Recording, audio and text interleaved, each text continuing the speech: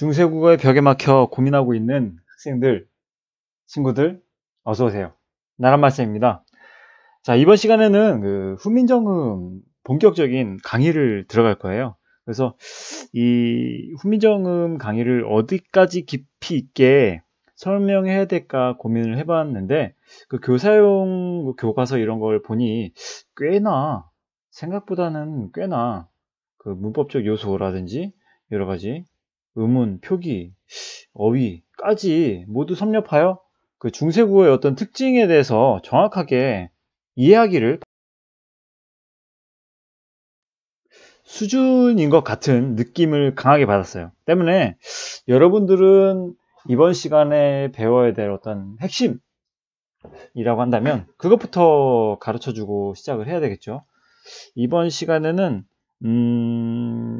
아주 깊게까지는 아니더라도 적어도 이 정도는 알아야지 싶은, 고등학생들이라면 요걸 알아야지 싶은 훈민정음의 어떤 요소들에 대해서 알아보겠습니다. 그래서 일단은 어떤 표기 상의 어떤 특징 여러 가지 있거든요. 그 다음에 음운상의 특징,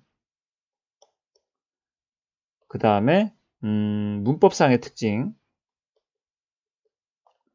그 다음에 네 번째 어휘상의 특징, 이것에 대해서 알아야 됩니다. 네. 여러 가지 것들이 있거든요. 여러 가지 것들이 있는데 이것을 여러분들이 얼마만큼 이해하느냐에 따라서 이 훈민정음과 관련된 시험 문제가 나왔을 경우에 웃느냐 아니면 우느냐의 어떤 당락이 좌우가 되죠. 네. 그래서 항상 강조하지만 가장 중요한 건 수업 시간에 학교 선생님께서 어느 수준까지 가르쳐 주시느냐, 그거는 학교 선생님들의 어떤 재량입니다. 네, 어디까지 가르쳐 줄까 고민하시고 가르쳐 주실 텐데, 확실한 건 여러분들 교과서의 뒤에 나와 있는 어떤 학습 활동, 그런 것들에 입각해서 그것은 분명 나온다는 얘기죠. 그러니까 이를테면 이런 것들, 잠깐만 좀 줄여볼게요. 요런 부분, 그다음에 요런 부분, 이런 것들은 기본적으로 이런 수준은 나온다는 얘기입니다. 네. 네. 그래서 이런 수준을 기본 전제로 하되 이런 건 나오겠다 라고 생각을 하되, 다만 뭐라고 해야 될까요? 어디까지 좀 더 추가적으로 이 훈민정음에 대한 내용을 갖다가 다룰 것인가, 그거는 학교 선생님들의 재량이기 때문에 수업 시간에 잘 들어보세요. 어디까지 수업을 해주시는지. 하지만 선생님은 기본적으로 교사용 교과서에 나와 있는 내용까지는 적어도 좀 더 알기 쉽도록 설명을 해줘야 되지 않을까 라는 생각을 하고 있습니다. 때문에 여러분들은 귀를 쫑긋 세우고, 이번 강의는 좀 길어지기 때문에 역시 나눠서 쪼개서 강의를 올리는 게 낫겠다는 생각이 들고요. 네. 됐죠? 자, 그래서 본격적으로 수업 시작해 보도록 하겠습니다. 일단 좌측에 있는 이 내용부터 한번 볼게요. 내용 이해를 돕기 위해서 원문, 언해본과 달리 가로쓰기를 하고, 원문에서는 지금 위에서 아래로 이렇게 썼거든요. 세로로 위에서 아래로 쓰면서 좌측으로 나아가는 걸 방향으로 썼었는데, 가로쓰기 했고 오늘날 띄어쓰기에 맞게 띄었었다. 그죠? 사실 띄어쓰기가 없었는데 여기엔 띄었었다라는 거죠. 역시 고등학생들의 어떤 수준에 맞게 쉽게 좀 약간 각색했다라는, 각색이란 말이 적절한가? 재구성했다. 예. 아래 자료실 사진에서 원문의 표기를 확인할 수 있다. 한자음을 표기하는 방법의 하나인 동국정식 한자음 표기법에 따르면 받침이 없는 한자어 종성에 쓰인 이응은 음가가 없다. 이 말이 무슨 뜻이냐면 음가가 없다. 좀 어려운 말처럼 보이죠? 이 음가. 그러니까 소리값이 없다는 얘기입니다. 소리값이. 음가는 소리값이라는 얘기인데 그 소리값이 없네요 라는 얘기입니다. 네. 그러니까 이 동국정식 한자음 표기법을 얘기하는 게 어디냐면 바로 이런 부분인 겁니다. 대표적으로 이런 건데, 생종엉쟁이라고 써있죠.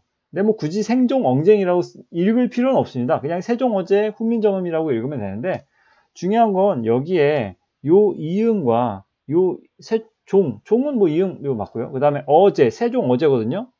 그 다음에 이응, 얘네들이 왜 있냔 말이죠. 얘는 지우고. 얘네들은 역시 소리값이 없습니다. 마찬가지고 이 쉽게 말해 이 동국정운식 한자음이라는 게 무엇이냐면요. 자, 여기다 쓸게요. 사실 동국정운식 한 네, 이렇게 볼 수 있습니다. 표준 한자음을 정하기 위해 중국 운학 체계에 맞추어 1448년에 편찬한 운서인 동국정운에 규정된 한자음 표기 방법. 좀 더 쉽게 말하자면 한자를 읽는 그 음을 갖다 쓰는 데 있어서 이거를 중국의 발음, 그 원음에 가깝게 표기하는 방식을 동국정운식 표기라고 해요.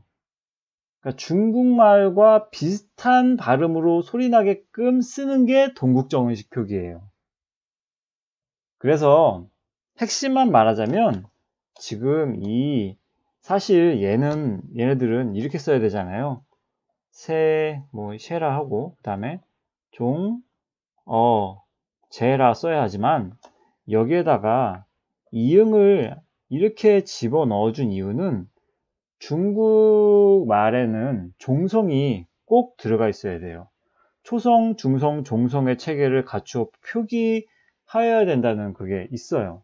그래서 우리 이 한자를 갖다가 지금 표기할 때 중국의 원음에 가깝게 종성이 없으면 그러면 그냥 그 허수인, 그러니까 소리값이 없는 그냥 이응이라도 구색 맞추어서 넣어주자 해서 이응 넣어준 거예요.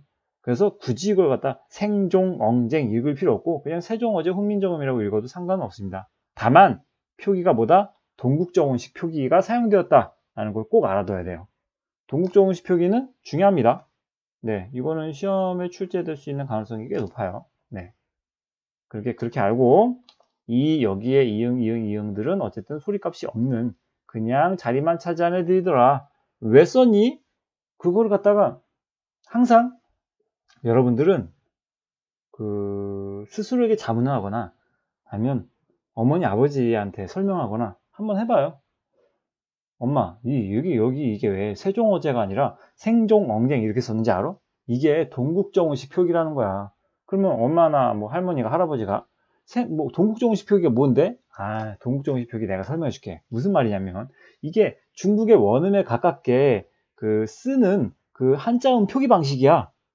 근데 중국어는 초성, 중성, 종성을 모두 갖추어야 됐대. 그래서 지금 이렇게 이응을 갖다가 여기다가 우리는 종성을 쓰지 않더라도 여기에다 구색을 갖춘 소리값이 없는 이응을 갖다 집어넣어줘서 생종엉쟁 이렇게 썼단 말이지. 하지만 우리는 세종어제라고 읽어도 상관은 없어. 라고 설명해주면 깔끔. 그죠? 네. 어쨌든 초성, 중성, 종성의 체계를 갖추어 표기해야 했습니다. 그래서 받침이 없는 경우엔 형식적으로라도 요 이응을 집어넣어 준다는 거 알아두십시오. 그래서 동국정운식 표기 중요하다고 말씀드렸습니다. 자, 그 다음. 자, 본격적으로 이제 본문 들어가겠습니다. 나란말싸미. 사족을 달자면, 알죠? 이거, 세종이라는 말이 쓰였던 걸로 봐서, 그러니까, 이거는 좀 세종 이후의 그림을 알 수가 있겠죠. 세종대왕님께서 말씀하신 생각을 갖다가 옮겨준 거겠지만, 어쨌든, 세종이라는 시호라고 해야 되겠죠? 이건 죽은 뒤에, 돌아가신 뒤에 붙여주는 명칭이거든요. 세종이라는 이름이요. 아직까지 모르는 고등학생 친구들이 있을지도 몰라요. 예. 그때 당시에는 그러니까 세종대왕님이라고 안 부릅니다. 세종대왕님이 살아계실 때는. 어쨌든 이런 세종, 세조, 그 다음에 뭐 태조 이런 말들은 다 돌아가신 이후에 붙여주는 명칭입니다. 때문에 요게 있었다는 것은 돌아가신 뒤에 그 다음에 쓴 그림을 이해할 수가 있겠죠. 어제라는 말은 임금님이 만들었다 라는 뜻입니다. 그죠? 훈민정음, 백성을 가르치는 바른 소리라는 뜻입니다. 자, 그러면 본격적으로 진짜 들어가네요. 나란말싸미 채널명 아닙니까? 그죠? 지금 채널명이에요. 되게 고민 많이 했었는데 나란말싸미 가장 좋아서 나란말싸미라고 했었는데 자, 이걸 구분하자면 이렇게 됩니다. 자, 나란말싸미 나랏 그 다음에 그 다음에 말, 쌈 이렇게 구분할 수 있어요. 일단 나라, 그 다음에 이게 뭐냐면요. 이게 관형격 조사 의예요. 뭐뭐의. 관형격 조사라고 쓰세요. 말쌈, 얘가 주격 조사예요. 주격 조사. 지금 현대국어 같은 경우엔 주격 조사 가, 깨서, 에서 뭐 이런 식의 것들이 있을 겁니다. 근데 중세국어의 주격 조사는 요거 라고 보면 됩니다. 뿅. 네. 그래서 이거를 사실 연철이라고 하죠. 이어 적지 않고 그냥 적는다면은 나랏 말쌈 이렇게 해야 되겠죠. 나랏 말쌈. 그러니까 이렇게 쓴다면 자 봐봐요. 잠깐만요. 뿅. 이렇게 하고 나랏 말 쌈, 그 다음에 뭐 이렇게 해야 되겠죠. 이거 뭐 소리값 없는 이응. 근데 이렇게 하지 않습니다. 왜냐면 되게 중요한 건데 이거는 분철의 예고, 그러니까 끊어적기. 중세국어는 어떤 걸 하냐면 연철이라고 합니다. 연철. 이어적기. 자, 그래서 여기다 하나씩 정리해 볼게요. 생각나는 대로. 일단 표기에 있어서 특징을 갖다 말할게요. 일단 표기에 있어서 첫 번째 연철. 다시 말하자면 이어적기.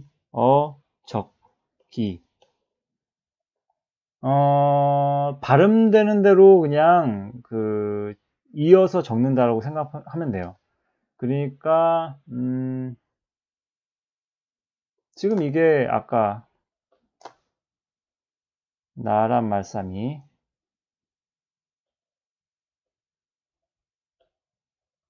이렇게 되는 거죠. 그러니까 여기 있었던 미음이 이쪽으로 옮겨갔죠. 이어 적어 버렸습니다. 뒤따라오는 모음의 초성에다가 옮겨버리는 나란 말씀이 이런 연철. 혹시 모르는 친구 있을까봐 뭐 현대국어로 치자면은 뭐 우리는 가슴이 아파요 할 때 가슴이라고 구분해서 적잖아요. 한 글자 한 글자 한 글자. 그죠? 왜냐면 이 가슴이라는 단어의 뜻이 훼손되지 않도록 원형을 밝혀서 적잖아요. 이걸 갖다가 분철, 끊어적기라고 한다면, 근데 중세국어 같은 경우 이걸 갖다 이어적기 한다면 어떻게 적어요? 가슴이 이렇게. 이게 연철이에요. 연철이라는 단어를 쓸지 모르겠어요. 그 명칭을. 이어적기라고 하세요. 이어적기. 어쨌든 표기에 있어서의 어떤 특징은 이어적기가 있다더라. 그걸 알아둬야 됩니다. 또 계속 표기상의 어떤 특징 말을 해보겠습니다. 나란말싸미 했고, 그 다음에 중국, 듀귀, 이것 또한 동국정식 한자음이라고 보면 됩니다. 이것도 동국정식 한자음. 좀 지울게요. 여기 정신없으니까. 네. 여기가 바로 동국정식이에요. 이걸로 적을까? 동국정운식 한자음으로 표기한 겁니다. 중귀. 사실 중국이라고 해도 괜찮거든요. 귀. 이게 그러니까 중국의 원음에 가깝게 표시한 거예요. 중국 한자의 원음. 네. 그죠? 그래서 동국정식 한자음이 쓰였다는 거. 달아. 달아. 이거는 애가 뭐냐면 이거는 이걸로 쓸까요? 무엇 과라는 뜻입니다. 무엇과 그러니까 얘는 비교 부사격 조사겠죠. 비교 부사격 조사로서 중세국어 때는 애가 쓰였어요. 사과와 귤은 다르다. 그 다음에 뭐 그런 식의 것들. 이 와 혹은 과로 쓰이는 현대국어에서 와 또는 과로 쓰이는 이 비교 부사격 조사 이게 중세. 근데 날카로운 관찰력을 가진 친구들은 이런 궁금증을 가질 수 있을 거예요. 선생님 이상한데 아까 선생님께서 표기 방식, 중세고의 표기 방식의 특징 중에 이어적기가 있다고 하지 않았나요? 연철 말이에요. 그러면 이것도 연철해야 되는 거 아닙니까? 그러니까 연철한다면 아마도 이렇게, 아니, 잠깐만요. 이렇게 둥, 귀, 개 이렇게 해야 되는 거 아니에요? 둥, 귀, 개. 그러니까 요 기억이 뒤에 있는 이응에 옮겨가서 둥귀개라고 써야 되는 거 아니에요? 이게 연철 아닙니까? 안 돼요. 왜 안 되냐면 이거는 뭐라고 해야 되냐면 한자음과 그러니까 한자와 이렇게 해볼게요. 여기다 일단 써볼게요. 이게 왜 그러냐면 한자와 그 다음에 조사가 합쳐진 경우, 한자와 조사가 합쳐진 경우에는 그때는 어떻게 되냐면 바로 끊어져 끼야 됩니다. 그러니까 분철하라는 얘기예요. 이어적기 함부로 이어적기 하지 말라는 얘기예요. 여기는 한자와 여기에 우리말인 에라는 이 비교부사격 조사가 붙었기 때문에 이럴 때는 끊어적기 해야 됩니다. 끊어적기. 얘처럼 이어적기 하면 안 돼요. 그러니까 여기는 이어적기가 되어 있다 해도 특히 여기 그죠? 다시 말싸미 여기에서는 이어적기가 되어 있지만 균귀게 여기서는 분철이 되어 있습니다. 그러니까 끊어적기. 픽이 엄청 많아지죠, 그죠? 그 중세어가 좀 약간 복잡해요. 예. 자, 됐죠? 그 다음에 이게 달라 라는 얘기입니다. 나라의 말이 이거 설명했나요? 얘가 관역격 조사예요. 뭐뭐의라는 뜻입니다. 설명했죠? 헷갈리네. 어쨌든 나라의 말이 말씀이라고 해서 되게 높이는 표시처럼 생각하는데 아니에요. 그냥 말이에요. 나라의 말이 중국과 달라. 이게 달라라는 뜻입니다. 달라서 달라.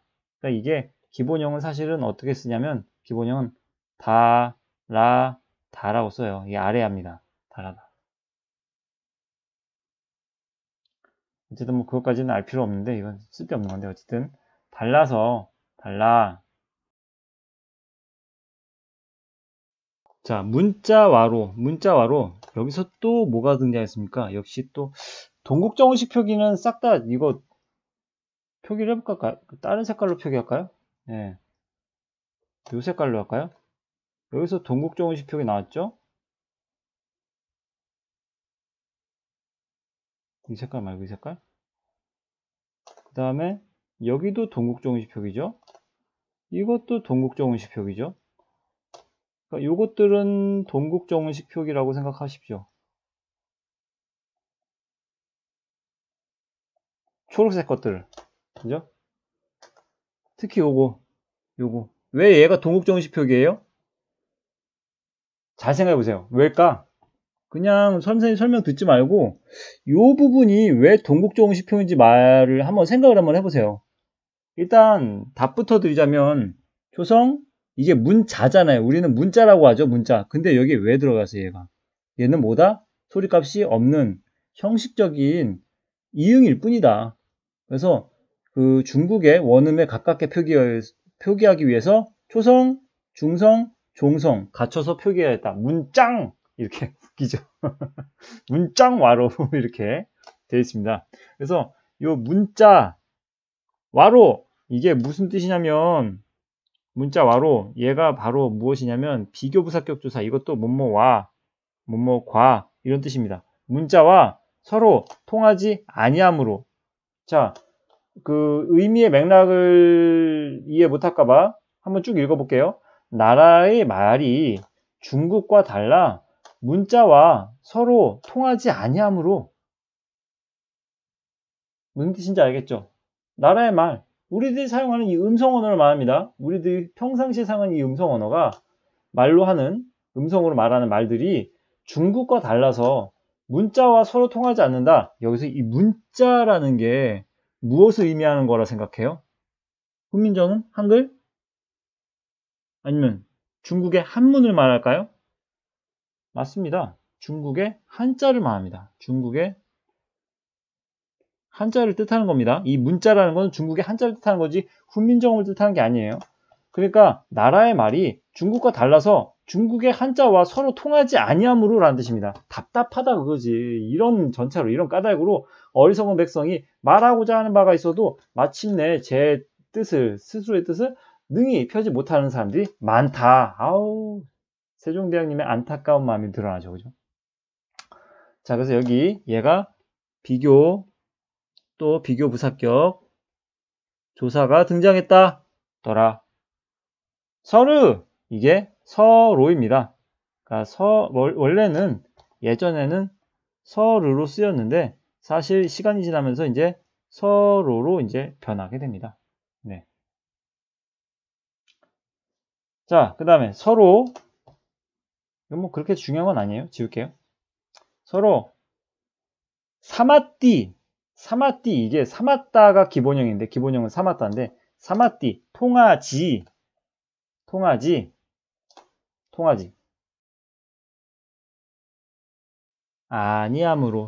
아니함으로 자 근데 요거 한번 짚고 넘어갈게요. 사마띠를 갖다가 설명하는 이유는 보다 보면 이해가 갈 거예요. 봐요. 일단 기본형은 어떻게 생겨 먹었냐면 기본형은 맛 여기 치읓입니다. 다시 쓸게요. 좀 크게 쓸게요. 기본형이 어떻게 생겨 먹었냐면 맛 그 다음에 아래아에 여기 치읓이 있어요. 그 다음에 다예요. 이게 기본형입니다. 그러니까 웃긴 게 여기서는 분명 치읓이었던 게 왜 얘가 지금 여기서는 시옷으로 바뀌었냐 그거죠. 사실 기본형은 이렇게 치읓으로 써야 되는데 시옷으로 쓴 이유는 이게 뭐 때문이냐면 팔종성법 때문에 그래요. 팔종성법.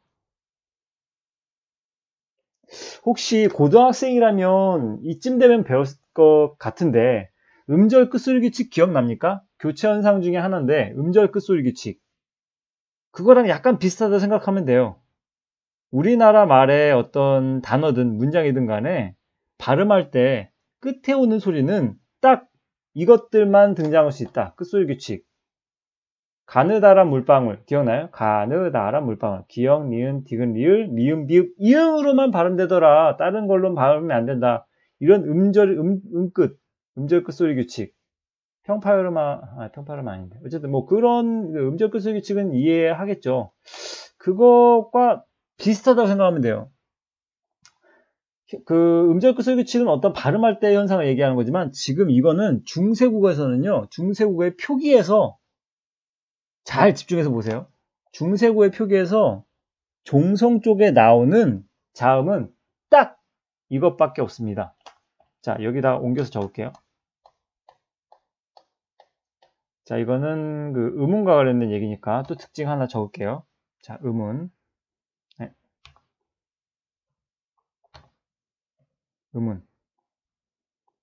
음운의 특징인 건데, 자, 여기서 팔종성법.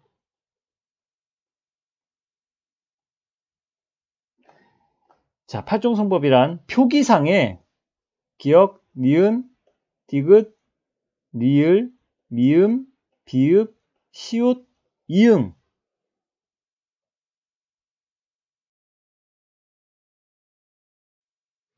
여기서 이응은 옛 이응입니다. 그러니까 꼭지 이응이라고도 하는데 요 이응하고 요 이응은 구분해야 됩니다. 다른 거예요. 네. 어쨌든 요 꼭지가 들어간 이응입니다. 그래서 중세국어 때의 글자에 종성 끝에 오는 그 표기에는 기역, 니은, 디귿, 리을, 미음, 비읍, 시옷, 이응만 올 수 있어요. 그 팔종성법 때문에 아까 저기 사마따에서 치읓을 갖다가 시옷으로 바꿔서 표기한 겁니다. 그래서 사맛 디 라고 하는 겁니다. 통하지. 자, 그 다음에 아니할세 아니함으로. 그러니까 이것도 분석하자면 이렇게 쓰면 돼요. 아니 그 다음에 하다 아니하다 라는 기본형에다가 리을 이게 붙은 거예요. 이게 무슨 뜻이냐면 리을세가 뭐냐면은 원인 또는 이유를 가리켜주는, 여기다 써줄게요. 원인, 이유를 가르쳐주는 그 종속적 연결어입니다. 종속적 연결어미. 슬슬 쥐나고 있죠. 머리에 쥐나고 있죠. 참. 네. 그래서 문법이라는 게 기본이 없으면 이거 이제 이해를 하려 하다가 이제 안 되니까 포기해버리는 거 많은 겁니다. 그래서 이 어미란 무엇이고 조사는 무엇인가 이것마저 모른다면 이 강의는 사실 이해하지 못한다고 생각해야 돼요. 그러니까 어느 정도만 내가 이해할 수 있을 정도만 듣고 메모하고 넘어가면 됩니다. 하지만 포기하지 마세요. 예. 힘내십시오. 어떻게든 될 수 있습니다. 그래서 선생님이 기본 강의를 좀 더 첨가를 해서 올려보도록 또 하겠습니다. 이건 기본 들어가면 꽤 길어지는데 어쨌든 리을, 세 이게 원인, 이유를 알려주는 종속적 연결어입니다. 그래서 아니함으로, 뭐로, 이런 식의 이유라고 볼 수가 있겠죠, 그죠? 자, 그 다음에 이런 전차로, 이런 까닭으로 라는 뜻입니다. 이런 전차로, 까닭으로. 전차가 까닭이라는 뜻이죠. 그 다음에 어린 백성이 니르고죠. 어린 백성이 말하고자 하는 바가 있어도, 여기서 어린이라는 뜻을, 어린이란 이 말을 갖다가 여러분들이 흔히들 헷갈리는 게, 일단 얘는 중요하니까 중요하다는 표시를 갖다 하고 넘어갈게요. 중요합니다. 요 어린이라는 거. 왜냐면 사실 어린이라는 걸 어리다라는 기본형으로 쓸 수 있겠지만 이 뜻이 과거의 뜻과 지금의 뜻과는 아예 다릅니다. 완전 달라요. 왜 다른지 알겠죠? 봐봐요. 어리다라는 뜻이 지금 여기서는 무슨 뜻으로 쓰냐면 어리석은 이라고 쓰입니다. 어리석다. 무슨 말인지 알겠습니까? 근데 이게 16세기, 17세기 가면서 나이가 어리다 라는 뜻으로 쓰여요. 0. 그러니까 얘가 15세기의 표현이었다면 얘가 16세기와 그 다음에 17세기로 넘어가면서 완전히 다른 의미로 바뀌어버려요. 이걸 갖다가 의미의 이동이라고 하거든요. 의미의 축소, 확대, 이동 이런 것들이 있는데 이거는 의미의 이동입니다. 아예 연관성이 적은 의미로 바뀌어버렸거든요. 그러니까 어린 백성이, 나이가 어린 백성이 아니라 어리석은 백성이라고 생각하면 됩니다. 그래서 이걸 별표시한 이유는 이거 시험 문제 많이 출제되거든요. 왜냐하면 이게 현대국어에서의 쓰임과 다른 부분, 포인트거든요. 의미가 다르잖아요. 현대국어에서도 어리다라는 말이 쓰이긴 하지만, 똑같이 쓰이긴 하지만 의미가 다르게 쓰이는. 하지만 중세국어 때는 어리다라는 말이 어리석은이라는 뜻으로 쓰였다더라. 이거는 중요한 시험 문제 낼 수 있는 포인트가 될 수가 있겠죠. 꺼리입니다. 예. 시험 문제에 낼 거리가 되는 거죠. 그죠? 그래서 어린 백성이 네, 니르고죠. 여기다 옮겨서 한번 이걸 또 추가 설명해 볼게요. 자, 여기다 쓸까요? 네. 자, 어린 그 다음에 백성이 이라고 되는데, 다시 말하지만 여기 어리다 하는 것은 얘가 어리석다 는 뜻이고, 이 문법적 요소로서 얘는 그러니까 무엇을 뜻하는 걸까요? 얘는 관, 형, 사, 형, 전, 성, 어미, 아니면 정성 빼도 돼요. 관형, 사형, 어미 라고 해도 돼요. 예. 이해 가나요? 이해 가야 되는데, 어린 백성이, 요 니은이 있음으로 해서 어떻게 되는 겁니까? 얘가 다시 지우고 다른 색깔로 해줄게요. 이런 미안합니다. 자, 얘가 뒤따라오는 백성이라는 명사를 갖다가 꾸며주잖아요. 얘가 명사죠? 그죠?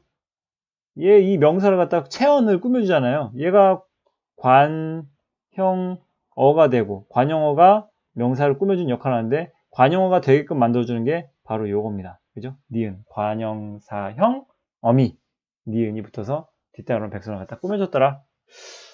너무 깊게 설명하나요? 왜 이렇게 설명하면서도, 이거 애들이 이 친구들이 이걸 알아들어야 될 텐데 하는 생각이. 예.